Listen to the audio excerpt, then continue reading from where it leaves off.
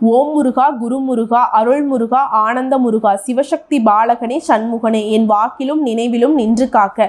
துலாம் ராசி அன்பு சொந்தங்களுக்கு வணக்கம். எவ்வளவோ கஷ்டப்பட்டுட்டீங்க.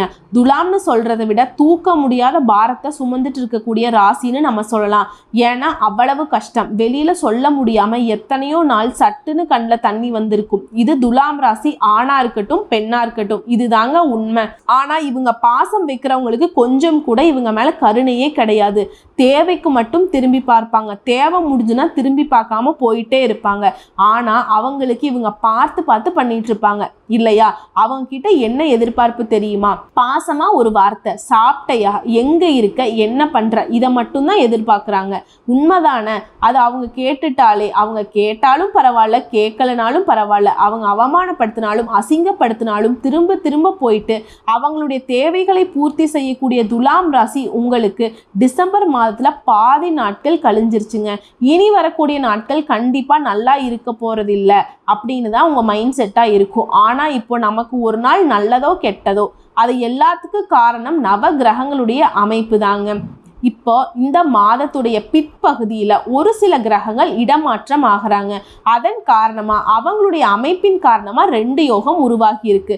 அந்த யோகத்தின் காரணமாக துலாம் ராசிக்கு இனி வரக்கூடிய நாட்கள் அப்படிங்கிறது சந்தோஷமான நாட்களாக இருக்க போகுதுங்க. உங்களுடைய கஷ்டங்கள் மறைய போகுது அப்படின்னு நான் சொல்கிறேன். அது என்னன்னு தெளிவான விளக்கத்துக்கு போகலாம். அதுக்கு முன்னாடி துலாம் ராசிக்காரர்களே, வருஷமே முடிய போகுதுங்க. எவ்வளவோ கஷ்டப்பட்டுட்டீங்க. இனியாவது கஷ்டம் இல்லாமல் கவலை இல்லாமல் யார்கிட்டையும் எந்த ஒரு எதிர்பார்ப்பையும் வைக்காம நிம்மதியான தூக்கம், சரியான நேரத்திற்கு உணவு, பீஸ்ஃபுல்லான ரெஸ்ட், இது உங்களுக்கு கிடைக்கணும்னு சொல்லி அந்த கடவுள்கிட்ட நான் வேண்டிக்கிறேங்க. இனி உங்களுக்கு எல்லாமே நல்லதாவே நடக்கும். இனி நடக்கிறது எல்லாமே உங்களுக்கு வெற்றியை கொடுக்கட்டும். வாழ்த்துக்கள். ஏதோ யோகம்னு சொன்னீங்கம்மா, அது எப்படிமா அப்படிதானே நீங்க கேட்குறீங்க. எங்களுக்கு என்ன யோகம் வந்திருக்கு, எந்த கிரகத்தின் காரணமா எங்களுக்கு இப்படி ஒரு யோகம் அப்படின்னு நீங்க யோசிப்பீங்க. யோகம் அது உங்களுக்கு அமோகமா இருக்குங்க. அது எப்படின்னா, கும்பராசியில சனி பகவான் பயணம் பண்றாரு. அவரு வக்ர நிவர்த்தி ஆகிட்டாருங்க. அதனால சச யோகம் உருவாகி இருக்கு. அதே மாதிரி சூரிய பகவான் விருச்சக ராசிக்கு பெயர்ச்சி ஆயிருக்காருங்க. அந்த இடத்துல புதன் பகவானும் இருக்கிறதுனால, புதன் பகவானும் சூரிய பகவானுடைய சேர்க்கை இருக்கிறதுனால புதாதிய ராஜயோகத்தை உருவாக்கி இருக்கு. 2 ராஜயோகம் தான் உங்களுக்கு நல்ல காலத்தை கொடுத்திருக்கு. அதே மாதிரி ஒரு சில கிரகங்கள் தங்களுடைய இடமாற்றத்தை பண்ணியிருக்காங்க. இனி எந்தெந்த கிரகங்கள் எந்தெந்த ராசியில இருக்காங்க அப்படிங்கிறத நம்ம பார்க்கலாம். திருக்கணித பஞ்சாங்கத்தின்படி நவ கிரகங்களுடைய சஞ்சாரத்தை வைத்து பார்க்கும்போது சூரிய பகவான் விருச்சக ராசியில இப்ப இருக்காரு. அதே விருச்சக ராசியில தான் ஆல்ரெடி சூரிய பகவான் கூட சேர்ந்து புதன் பகவானும் இருக்காங்க. இதனாலதான் புதாதிய ராஜயோகம் உருவாகி இருக்கு. செவ்வாய் பகவானை பொறுத்த வரைக்கும் கடக ராசியில இருக்காரு. குரு பகவான் ரிஷப ராசியில சஞ்சாரம் செஞ்சுட்டு இருக்காரு. சுக்கிர பகவான் தனுசு ராசியிலையும், சனி பகவான் கும்ப ராசியிலையும், மீன ராசியில் ராகு பகவானும், கன்னி ராசியில் கேது பகவானும் சஞ்சாரம் பண்றாங்க. அதே மாதிரி நாளுக்கு நாள் இடமாறக்கூடிய சந்திர பகவானும் இந்த காலகட்டத்துல மேஷம், ரிஷபம், மிதுனம், கடகம்னு சொல்லிட்டு தொடர்ந்து பயணம் பண்ணிட்டு இருக்காருங்க. புரியுதுங்களா? இது எல்லாத்தையும் வச்சு அடிப்படையா பாக்குறப்ப துலாம் ராசிக்கான பலன்கள் அப்படிங்கிறது தர்ம அதர்மங்களுக்கு ஏற்ற பலன் தரக்கூடிய சுக்கிர பகவானை ராசி அதிபதியாக கொண்ட துலாம் ராசி அன்பர்களே, நம்ம நல்லது செஞ்சாலும் சரி, கெட்டது செஞ்சாலும் சரி, சனி பகவானை போல இவரும் அதற்கு தகுந்த மாதிரியான பலன்களை கொடுக்கக்கூடியவர் தாங்க இந்த சுக்கிர பகவான். குரு பகவானுக்கு இணையான சூப்பரான கிரகம் அப்படின்னா பார்த்தா அது சுக்கிர பகவான் தான்.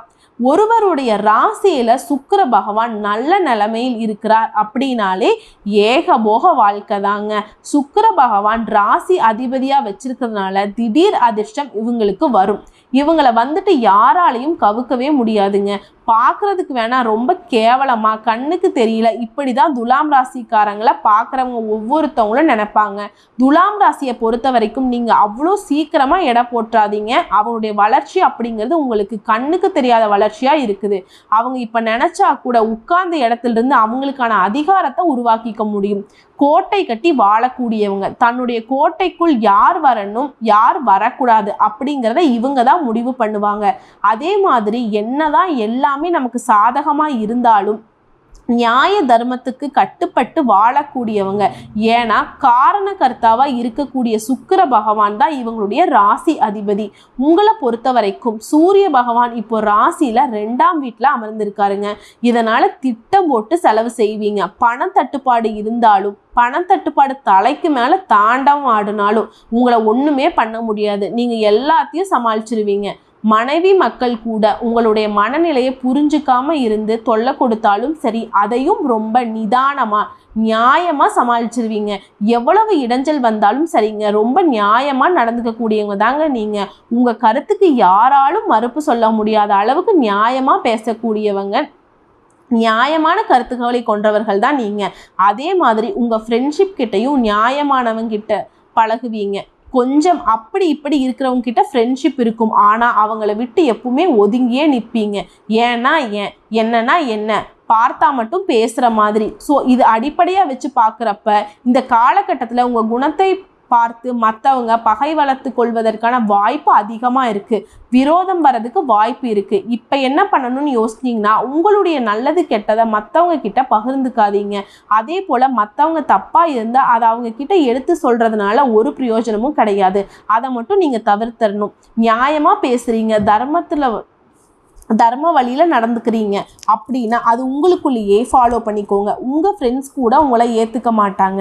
அதே மாதிரி மற்றவங்க கிட்ட திணிக்காதீங்க. இல்லைப்பா இப்படி இருக்கக்கூடாது, தேவையில்லாத அட்வைஸ் யாருக்குமே பண்ணாதீங்க. அடுத்ததா சந்திர பகவானுடைய சஞ்சாரம் அப்படிங்கிறது உங்களுக்கு நன்மைகளை தரக்கூடிய விதத்தில் இருக்குது. புதிய முயற்சிகளை ஈடுபட்டீங்கன்னா அது நல்லதாக இருக்கும். உங்களுக்கு ஏற்கனவே இருக்கக்கூடிய கெட்ட பெயர் மாறும். யாரெல்லாம் அசிங்கப்படுத்தினாங்களோ, அவமானப்படுத்தினாங்களோ, கெட்ட பெயர் உருவாக்குனாங்களோ அவங்களே தலை குனியக்கூடிய அளவுக்கு உங்களுடைய நிலை உயரும். அதே நேரத்தில் உங்களது என்னன்னா வேணான்னு ஒதுக்குனவங்க, நீ எல்லாம் ஒரு ஆளா அப்படின்னு உங்களை எடை போட்டவங்க உங்ககிட்ட உதவி கேட்டு மண்டிட்டு நிற்பாங்க. இது கடவுள் எடுத்த முடிவு, ஓகேவா? அடுத்து செவ்வாய் பகவானை பொறுத்த வரைக்கும் 10ஆம் இடத்துல இருக்காரு. இந்த 10ஆம் இடம் அப்படிங்கிறது உங்களுக்கு உயர்ந்த நிலையை கொடுக்குதுங்க. நீங்கள் தாழ்ந்த நிலையில சிக்கலான காலகட்டத்தில் இருந்தாலும் அது மாத்துது. உயர்வான நிலையில நீங்க இருக்க போறீங்க. சிக்கலான காலகட்டத்தை சரி செஞ்சுக்க போறீங்க. தெய்வ பக்தியில மனசு சொல்லும் நீண்ட நாள் பிரார்த்தனைகள் இந்த காலகட்டத்தில் நிறைவேற்றி வைப்பீங்க. அடுத்து புதன் பகவானை பொறுத்த வரைக்கும் சூரிய பகவான் 2ஆம் இடம் இல்லையா, அந்த புதன் பகவானும் அதே 2ஆம் இடத்துல இருக்காரு. இதனால வரவு எட்டனா செலவு பத்தனா, இந்த நிலையில கடன் வாங்கி கஷ்டப்பட்டுட்டு இருந்தாலும் சரி அந்த நிலை சரியாகும். என இவங்க 2 பேருடைய அமைப்பு தான் உங்களுக்கு புதாதிய ராஜயோகத்தை உருவாக்கி இருக்கு. புத்தி வேலை செய்யும். புத்தி கூர்மையினால எல்லா கஷ்ட காலத்தையும் கடந்து வந்துருவீங்க. தொழிலை மேம்படுத்த நினைக்கிறீங்கன்னா நேரம் காலம் பார்க்காம உழைப்பீங்க. அதற்கேற்ற உயர்வையும் பெறுவீங்க. அடுத்து குரு பகவானை பொறுத்த வரைக்கும் உங்க ராசியில 8ஆம் இடத்துல இருக்காரு. இது தொழிலுக்கு அரசாங்கத்துக்கிட்ட இருந்து உங்களுக்கு தொல்லைகள் வந்திருந்தா அது உங்களுக்கு மறையும். தேவையில்லாத உறவுக்காரங்க வீட்டில் அமைதியை கெடுப்பதற்கான வாய்ப்பு இருக்கிறதுனால உறவுக்காரர்கள்கிட்ட ரொம்ப கவனமா இருங்க. குரு பொறுத்த வரைக்கும் உங்களுக்கு நல்லது செய்யணும்னு தான் நினைக்கிறாரு. மற்ற கிரகங்களுடைய அமைப்பை பொறுத்து இவர் கொஞ்சம் அமைதியா இருக்காருங்க. அடுத்து சுக்கிர பகவானை பொறுத்த வரைக்கும் உங்கள் ராசிக்கு 3ஆம் இடத்துல அமர்ந்திருக்கிறதுனால தடைப்பட்ட திருமண பேச்சுக்கள் இப்ப நடக்கும். துணிவா எல்லா காரியத்தையும் செய்து முடித்து வெற்றி அடைவீர்கள். அடுத்து சனி பகவானை பொறுத்த வரைக்கும் ராசிக்கு 5ஆம் இடத்துல வராருங்க. தொழில் என்ன பண்ணணும் அப்படின்னாக்க இவர் தொழில்காரகன் இல்லையா, இவர் என்ன சொல்றாருன்னா தொழில் ரொம்ப எச்சரிக்கையா பண்ணுங்க, நீங்க உண்டு உங்க வேலை உண்டுன்னு பாருங்க, உங்க வாடிக்கையாளர்கிட்ட கனிவா நடந்துக்கோங்க, கனிவான பேச்சுக்கள் உங்க உதட்டுல இருக்கட்டும், அதே போல வரக்கூடிய வாடிக்கையாளர்களுடைய தேவையை பார்த்து வியாபாரம் பண்ணுங்க. இப்படி தொழில் ரீதியா பண விஷயத்திலையும் சரி தொழில் செயல்பாடுகளிலும் சரி ரொம்ப கவனமா இருக்க சொல்றாருங்க. அடுத்து ராகு பகவானை பொறுத்த வரைக்கும் 6ஆம் இடத்துல இருக்காரு. திருமண பேச்சுவார்த்தைகள் இருந்த தடைகள் தடுமாற்றங்கள் சரி செய்கிறார். கேது பகவானை பொறுத்த வரைக்கும் 12ஆம் இடத்துல அமர்ந்திருக்காருங்க. குடும்பத்துல கொஞ்சம் அப்பப்ப குழப்பத்தை ஏற்படுத்துறதுக்கு ரெடியா இருக்காரு. ஆக மொத்தத்தில் ஒரு சில கிரகங்களுடைய அமைப்புனால சாதகமான பலன்களை 75%, மீதி 2-3 கிரகத்தினால பாதகமான பலன்களை 25% உங்களை அனுபவிக்க போறீங்க. எல்லாத்தையும் சரி செய்யணும் அப்படின்னு அப்படின்னா கிரகங்களின் அமைப்பின் காரணமாக பாதிப்பு அப்படிங்கிறது சுத்தமாக இருக்கக்கூடாது அப்படின்னு நினச்சிங்கன்னா ஒவ்வொரு நாளுமே துர்க்கை அம்மனை வழிபாடு செய்யுங்க. முக்கியமாக வெள்ளி செவ்வாய்க்கிழமைகளில் ராகு கால வேளைகளில் துர்க்கை அம்மனுக்கு நல்லெண்ணெய் தீபம் ஏற்றி அவங்க முன்னாடி மண்டியிட்டு இருக்கரங்கள் கூப்பி வழிபாடு செய்யுங்க. இதனால் மற்ற கிரகங்களுடைய பாதிப்பிலிருந்து முழுசாக தற்காத்து கொள்ள முடியும். அதற்கு இவங்க பொறுப்பேற்றிருக்காங்க. முக்கியமாக நமக்கு இப்போ ராகு கேது பிரச்சனை தான் அதிகமாக இருக்குது. மற்ற கிரகங்கள் எல்லாமே உங்களுக்கு சாதாரண பலன்களை தான் தராங்க. 2 கிரகங்கள் உங்களுக்கு யோகமான பலன்களை கொடுக்குறாங்க. இப்போ இந்த ராகு கேது பிரச்சனையை சரி செய்யணும் அப்படின்னா ராகு கால வேளையில துர்க்கை அம்மனுக்கு விளக்கு போடணுங்க. மேலும் சொல்லணும்னா துலாம் ராசியை பொறுத்த வரைக்கும் இந்த நேரங்களில் உங்களுடைய பணியிட சூழல் மற்றும் குடும்பத்தில் மகிழ்ச்சியின் சூழ்நிலை நிலவுங்க. தொடக்கத்தில் நண்பர்களும் சரி உறவினர்களும் சரி எங்காச்சும் போகணும்னு பிளான் பண்ணால் சரி அது நடக்காமல் தடைப்பட்டுட்டு இருந்திருக்கும். ஆனால் இப்போ நீங்கள் பிளான் பண்ணலனா கூட சுற்றுலா செல்வதற்கான வாய்ப்பு கூட இருக்குங்க. குடும்பத்து கூடயும் சரி நட்பு வட்டாரத்துலேயும் சரி ரொம்ப ஜாலியாக என்ஜாய் பண்ணக்கூடிய காலகட்டமாக அமையும். புதிய புதிய வாய்ப்புகள் கிடைக்கும். உங்கள் வேலைகளில் வேலையே இல்லை, சரியான வேலை அமையல, போதுமான வருமானம் இல்லை அப்படின்னு நினைக்கிறவங்களுக்கு கூட நீங்கள் எதிர்பார்த்த வருமானத்திற்கு நல்ல வேலை கிடைக்கும்.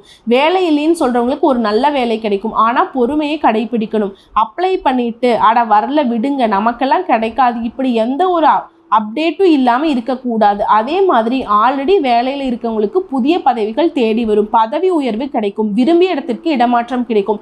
அதே மாதிரி நீங்கள் செய்யக்கூடிய வேலையில் வருமானம் அப்படிங்கிறது அதிகரிக்கும். அதிர்ஷ்டத்துடனான ஆதரவுனால நீங்கள் திட்டமிட்ட வேலைகளை நிறைவேற்றி முடியும். நீங்கள் இப்பயே செஞ்சு வச்சு முதலீடுகள் கூட இப்போ உங்களுக்கு லாபத்தை கொடுக்குங்க. வியாபாரத்தை விரிவுபடுத்த நினைக்கிறீங்களா? கண்டிப்பாக விரிவுபடுத்துவீங்க. ஆனால் அதில் கொஞ்சம் கூடுதல் கவனம் தேவை. சொத்து வாங்குவீங்க. உங்கள் பல நாள் கனவுங்கிறது ரொம்ப நினைவாக போகுதுங்க. குறிப்பாக பெண்களுக்கு அதிர்ஷ்டமான காலகட்டம். நினைச்சது எல்லாமே நடக்கும். பொன்பொருள் சேர்க்கைக்கு வாய்ப்பு இருக்கிற மாதிரி நகை நட்டு வாங்கி ரொம்ப சந்தோஷமாக இருக்க போகிறீங்க. ஆடை ஆபரண சேர்க்கைக்கும் வாய்ப்பு இருக்குது. அதே மாதிரி குடும்பத்தில் சுப நிகழ்ச்சிகள் நடக்கும். அதுவும் உங்களுடைய தலைமையில் உங்களுடைய எண்ணங்கள் எல்லாமே உங்களுடைய குடும்ப உறவினர்களால் ஆதரிக்கப்படுங்க. குறிப்பாக இந்த காலகட்டத்தில் உங்களுடைய வசதிகளை அதிகப்படுத்தி கொள்வதற்கான வாய்ப்பு இருக்குது. உங்களுக்கு விருப்பமான பொருட்களை வாங்கி மகிழ்வீர்கள். குடும்பத்தில் இருக்கவங்களுடைய தேவைகள் எல்லாமே பூர்த்தி செய்யக்கூடிய காலகட்டம். உங்களை பொறுத்த வரைக்கும் நிதிநிலையை தான் குரூப்பாக பேசணும். கூலி வேலை செய்கிறவங்களிருந்து கோடியாக பிஸ்னஸ் பண்ணுறவங்க வரைக்கும் என்ன நீங்கள் வேலை செஞ்சாலும் சரி பொருளாதார ரீதியாக ₹1 வருமானம் வர மாதிரி எந்த ஒரு தொழில் செஞ்சாலும் சரி துலாம் ராசிக்கு இந்த காலகட்டத்தில் ரொம்ப அற்புதமான காலமாக இருக்குது. அந்த அளவுக்கு நவகிரகங்களுடைய அமைப்பு உங்களுக்கு சாதகமாக இருக்குது. பண விஷயத்தில் சிறிதளவு கூட குற்றம் குறைகள் கிடையாது. கடன் உங்களை கழுத்த நெரிக்கிற நிலையில் இருந்தாலும் சரி அதை சமாளிக்கக்கூடிய விதத்தில் உங்களுக்கு பணவரவு உண்டு. ஓகேவா? அதே மாதிரி உங்கள் பணம் வெளியில் மாட்டியிருந்தா கூட அந்த பணம் திரும்ப கிடைப்பதற்கான வாய்ப்பு இருக்குது. உங்களை பொறுத்த வரைக்கும் இந்த காலகட்டத்தில் அதிர்ஷ்டமான நிறம் அப்படிங்கிறது பச்சை நிறம்ங்க. அதிகமாக பச்சை நிறத்தை பயன்படுத்துங்க. அதிர்ஷ்டம் உண்டாகும். அது மட்டும் இல்லை அதிர்ஷ்டம் நிலைக்கும். பண வரவுக்கு குறைவே இருக்காதுங்க. செலவுகள் கட்டுக்குள்ளே வரும். திருமண வயதில் இருக்கிறவங்களுக்கு வரன் தேடி வரும். அதுவும் உங்களுக்கு விருப்பமான வரனே அமையும். கணவன் மனைவிக்கு இடையே இருந்த கருத்து வேறுபாடு மறைந்து ரொம்பவே அந்யோன்யமாக இருக்க போகிறீங்க. அலுவலகத்தில் இதுவரைக்கும் இருந்து வந்த நெருக்கடிகள் விலகும். உற்சாகமாக செயல்படுவீங்க. உற்சாகமாக வளம் வர போகிறீங்க. புதுசாக வேலைக்கு முயற்சி செய்கிறவங்களுக்கு சாதாரண பதவி கிடைக்குங்க. வியாபாரம் நீங்கள் எதிர்பார்த்தபடியே நடக்கும். கடை எங்காவது மாற்றணும்னு நினைக்கிறீங்களா? இப்போ நீங்கள் மாற்றலாங்க. இதற்கு ஏற்ற மாதிரியான இடம் அமையும். குடும்பத்தில் ஆடும் பெண்களுக்கு மகிழ்ச்சியான காலகட்டம். அக்கம் பக்கத்தில் இருக்கிறவங்க எல்லாம் உங்களுக்கு ஆதரவாக இருப்பாங்க. அந்த அளவுக்கு குடும்பத்தில் மகிழ்ச்சியான சூழ்நிலை நிலவுது. வேலைக்கு செல்லக்கூடிய பெண்களுக்கு அலுவலகத்தில் உற்சாகமான சூழ்நிலை காணப்படும். பெண்களுக்கு ரொம்ப அதிர்ஷ்டமான காலகட்டம். உங்களை பொறுத்த வரைக்கும் அதிர்ஷ்டமான எண் 2, 4. நீங்கள் வழிபட வேண்டிய தெய்வம் துர்க்கை அம்மன். அதை சேர்த்துட்டு ஸ்ரீ ராமபிரானை வழிபாடு செய்ய முக்கியமாக அனுதினமும் உங்கள் வீட்டு பூஜை அறையில் பூஜைகள் செய்து தீபமேற்றி 27 முறை ஜெய் ஸ்ரீராம்னு சொல்லிட்டு ராமபிரானோட நாமத்தை சொல்லிட்டு ஓம் துர்க்கை அம்மனே போற்றி போற்றின்னு துர்க்கை அம்மனுடைய நாமத்தை 27 முறை சொல்கிறதுனால நீங்கள் நினச்ச விஷயங்கள் எல்லாமே கைகூடும். இப்போ என்னென்ன கஷ்டங்கள் இருக்கோ இனி என்னென்ன கஷ்டங்கள் வருமோ அது எல்லாமே சரியாகும். வந்த கஷ்டங்கள் கரைந்து போகும். வரக்கூடிய கஷ்டங்கள் இல்லாமல் போகும். கடவுள் உங்களுக்கு துணை வருவாங்க. ஒரு சிலர் கடவுள் இல்லை அதனால தான் ஒன்று நல்லது நடக்கலை ஆனால் ஒரு பாயிண்ட்ல யோசிப்பீங்க, நீங்களும் ஒரு நாள் கடவுளை நம்பி இருப்பீங்க, அந்த அளவுக்கு கடவுள் உங்களுக்கு கொடுத்துருப்பாங்க. இப்போ நீங்கள் மனசு வெறுத்து போய் இருக்கீங்க அப்படின்னா அது உங்கள் தனிப்பட்ட ஜனன ஜாதகத்தை வச்சு பார்க்குறப்ப நம்ம சொல்லக்கூடிய அனைத்து தகவலும் பொது பலன்கள் தான். உங்கள் தனிப்பட்ட ஜனன ஜாதகத்தை வைத்து பார்க்குறப்ப அது ஏதாவது முன்பின்னுக்கு முரணாக இருக்கா அப்படின்னு துல்லியமாக கணிக்க முடியும். அதற்கான பரிகாரத்தையும் சொல்ல முடியும்.